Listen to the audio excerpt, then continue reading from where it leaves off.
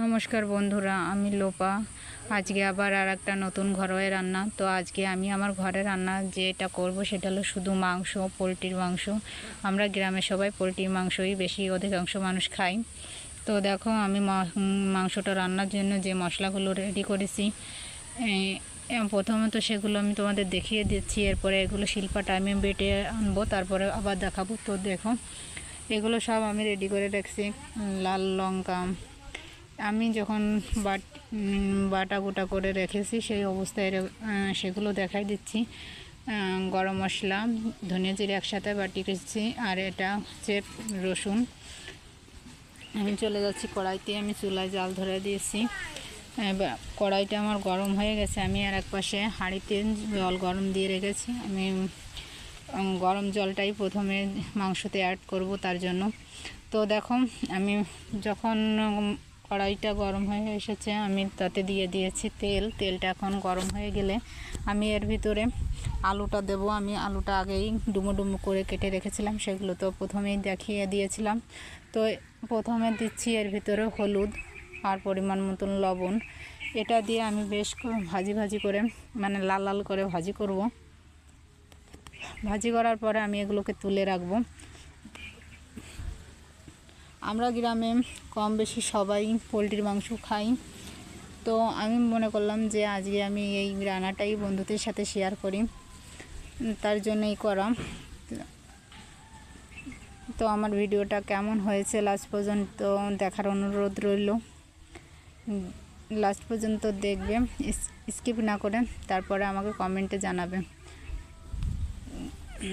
আমার আলুগুলো ভাজি করে হয়ে গেছে। এবার এগুলোকে আমি তুলে রাখছি। তুলে রাখার পরে আমি এগুলোকে তুলে রাখার পরে এই যে তেলটা আছে একটু কম হয়ে গেছে, তার জন্য আর একটু তেলের ভিতর দিয়ে দিচ্ছি। তারপরে আমি এর ভিতরে দিয়ে দেব মাংস। আমি যেহেতু পোলট্রির মাংস বলেছি, এই জন্য এই মাংসটাকে আমি আগে ভাজি করব। তার জন্য ভাজির জন্য আমি তেলের ভিতরে দিচ্ছি, কোনো মশলা আগে থেকে দেব না। মাংসটা যখন লাল লাল করে ভাজা হয়ে যাবে তারপরে আমি মশলাগুলো দেব। তো আমি মাংসর পরে হলুদ আর পরিমাণ মতো লবণ দিয়ে এগুলোকে একটু ভেজে নিচ্ছি। দেখো মাংসটা যখন চুলার পরে দেওয়া হবে, গরম চুলার পরে দেখবে মাংসর থেকে অনেক জল ছেড়ে দেয় মাংসর গা থেকে। আমি এই মাংসটাকে খুব ভালো করে ভাজি করব। দেখেছেন মাংসটাতে কেমন জল ছেড়ে দিয়েছে। এই জলটা শুকিয়ে যাবে, শুকিয়ে যাওয়ার পরে লাল লাল করে ভাজি হয়ে যাবে। সবাই রান্না করি গ্রামে, এক একজনের রান্নার পদ্ধতি এক এক রকম হয়ে থাকে। তো আমার রান্নার পদ্ধতিটা কেমন হলো জানাইও বন্ধুরা। যাই হোক, নাড়াচাড়া করতে করতে শেষ পর্যন্ত এই রকমের হয়ে এসছে। দেখো লাল লাল হয়ে গেছে প্রায় মাংসগুলো। এরপরে আমি মাংসগুলোকে তুলে রাখবো। তুলে রাখার পরে মশলাগুলো দেব, যেগুলো করব আমি তো তোমাদের দেখিয়ে দেব। এবার আমি মাংসগুলো তুলে রাখছি। বন্ধুরা তোমরা কে কোথা থেকে দেখছো আমার ভিডিওটা কমেন্টে জানিও। আর আমার টুকিটাকি ঘরোয়া রান্না তোমাদের কমেন্টের উপর ডিপেন্ড করে যে আমার ভিডিওটা কেমন হয়েছে। তো ভালো লাগলে আমার খুব ভালো লাগবে তোমাদের কমেন্ট পেলে। আমি তেল দিয়ে দিলাম, তেলের পরে ফোড়ন দিয়ে দিচ্ছি। আমি মাংসগুলোকে কিন্তু এর পরে আর ফোড়ন দেবো না, যার জন্য এইগুলো দিয়ে দিলাম। আমি প্রথমে দিয়েছিলাম লাল লঙ্কা, তারপরে দুটো তেজপাতা আর পেঁয়াজ কুচি, আর দিয়েছিলাম কয়েকটা গোটা জিরা। তো এর মধ্যে দিয়ে দিচ্ছি আমি বেটে রাখা সেই মশলা, ধনে জিরে আর আদা রসুন বাটাটা দিলাম। এরপরে দেব ঝাল লাল লঙ্কা। তো দেখো এগুলোকে আমি কেমন করে ভাজি করি, অন্তত 2 মিনিট ধরেই আমি এটাকে ভাজি করেছি। ভাজি করার পরে এর সাথে ঝালটা দেব, ঝালটা দিয়েও বেশ একটু নাড়াচাড়া করব। নাড়াচাড়া করে মিনিট খানেকের মতন দিয়ে দিলাম লাল লঙ্কা, বেটে রাখা সেই ঝালগুলো, শুকনো মরিচ আর কি, এগুলোকে আমি দিয়ে 2-1 মিনিট একসাথে নাড়াচাড়া করে ভাজি করেছি। আর এটা দিচ্ছি হচ্ছে আমাদের দোকানে পাওয়া যায়, সব জায়গায় পাওয়া যায় রাঁধুনি গুঁড়া মশলা, মাংসের মশলা।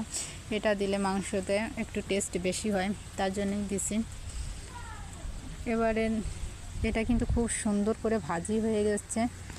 ভাজি হলে হয় কি, যে কাঁচা গন্ধটা থাকে ওইটা থাকে না। এর সাথে আমি অ্যাড করে দিছি নর্মাল জল, কিছুটা জল দিয়ে আরও কিছু সময় ধরে আমি এই মশলাটাকে কষাবো।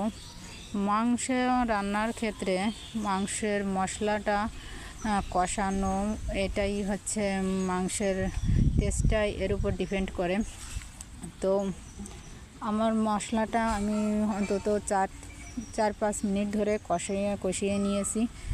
যখন মশলাটা কড়াই থেকে ছেড়ে দেবে, এই অবস্থায় আমি কেটে রাখা, আমি ভাজি করে রাখা সেই আলু আর মাংসটা এর সাথে দিয়ে কিছুটা সময় নাড়াচাড়া করব। নাড়াচাড়া করার পরে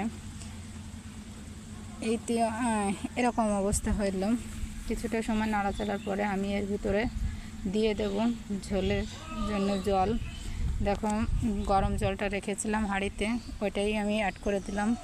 এরপরে আমি এগুলোকে হওয়ার জন্য এখন শুধু জাল দিতে হবে। জাল দেওয়ার পরে দেখা যাবে এরকম অবস্থা। কিছুটা সময় জাল দিলাম, তারপরে এটা দিয়ে দিচ্ছি গরম মশলা, বেটে রাখা সেই গরম মশলাটা। তারপরে আমি আরও কিছু সময় জাল দেব। এখন শুধু জ্বালানি আর ঝোলটা টানার অপেক্ষা, ঝোলটা এতটাই টানা হবে যে গা মাখা ঝোল থাকবে। এরপরে মাংসটা হয়ে যাবে। প্রায় আমার মাংসটা কিন্তু হয়ে যাবে এই এমনটা অবস্থা। আর 2-1 মিনিট নাড়াচাড়া করার পরে দেখো বন্ধুরা এরকমটা হয়েছে। তো মাংসটা আমার রেডি, নামিয়ে দেখো এরকমের অবস্থা হলো। তো আমার রান্নাটা কেমন হয়েছে তোমরা সবাই বলো। বাই।